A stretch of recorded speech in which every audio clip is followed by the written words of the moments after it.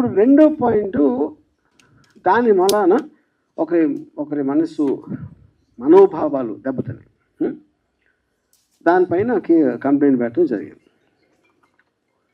ఇప్పుడు ఇక్కడ పాయింట్ ఏంటంటే, సంవత్సరం తర్వాత ఎందుకు లేచారు సడన్గా నిద్ర అంటే, ఓకే పాసిబుల్ నిజంగా చూసి ఉండకపోవచ్చు, తను హర్ట్ అయ్యాడు, ఓకే. దానికి సంబంధించి అది అయిపోయింది, దాని వలన ఏమీ జరగలేదు. ఆ టైంలో వచ్చినప్పుడు నాకు తెలిసి మీడియాలో కూడా ఏంటి ఇలా వచ్చిందా అని ఎవరన్నా అడిగినది కూడా నాకు గుర్తులేదు. అంటే ఎవరో దాన్ని పట్టించుకోండి, ఈయన ఒక్కరే సంవత్సరం తర్వాత పట్టించుకున్నారు, అదొకటి. సో అప్పుడు నేను బిజీగా ఉండటం వలన నేను ఒక డిఫర్డ్ టైం అడిగాను, ఆ ఇన్స్పెక్టర్ గారు ఇచ్చారు.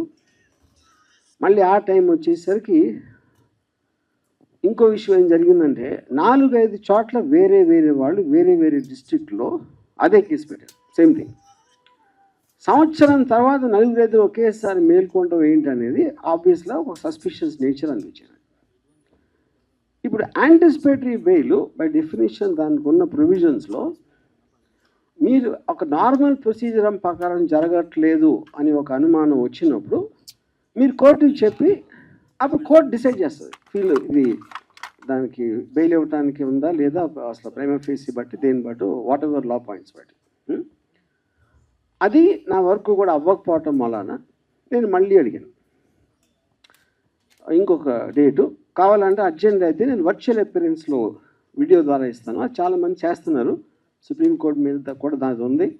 Prime minister Narendra Modi also he supported that for quick and efficient service and justice అని. అప్పుడు నేను ఆ టైంలో 11 గంటలకి ఎప్పేర్ అవ్వాలి 25వ తారీఖు అంటే, నేను 10 గంటలకి నేను ఒక రిప్లై ఇచ్చాను, ఇలా కుదురుతుందా అని. ఒక 20 నిమిషాల్లో పోలీసులు వచ్చారు, నేను పెట్టిన 20-30 మినిట్స్లో. అది కూడా మీడియాతో పాటు వచ్చారు.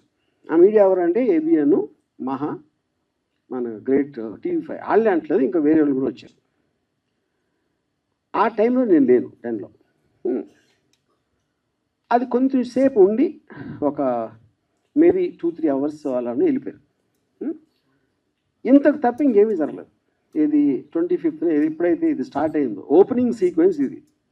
మిగతా సినిమా అంతా మీడియా తీశారు. నన్ను సెంట్రల్ క్యారెక్టర్ పెట్టి వాళ్ళు స్క్రిప్ట్ రాసేసి ఏంటి దాంట్లో కొన్ని కీలక సన్నివేశాలు ఆర్జీబీ గోడ దిగి పారిపోయాడు, మంచం కింద దాక్కున్నాడు, లేకపోతే కోయంబత్తూరులో ఉన్నాడు, కేరళలో ఉన్నాడు, ఎక్కడ ఉన్నాడు, అక్కడ ఉన్నాడు. 6 టీములు గాలిస్తున్నాయి, జల్లెడ పడుతున్నాయి, ఎనిమిది హెడ్డింగ్స్. ఇప్పుడు నా క్వశ్చన్ ఏంటంటే, చాలా కామన్ సెన్సికల్ పాయింట్ దీంట్లో. ఇద్దరు పార్టీలు ఉన్నారు, ఒకళ్ళు అరెస్ట్ చేయడానికి వచ్చారు, ఒకళ్ళు అరెస్ట్ చేయాల్సి ఉంది.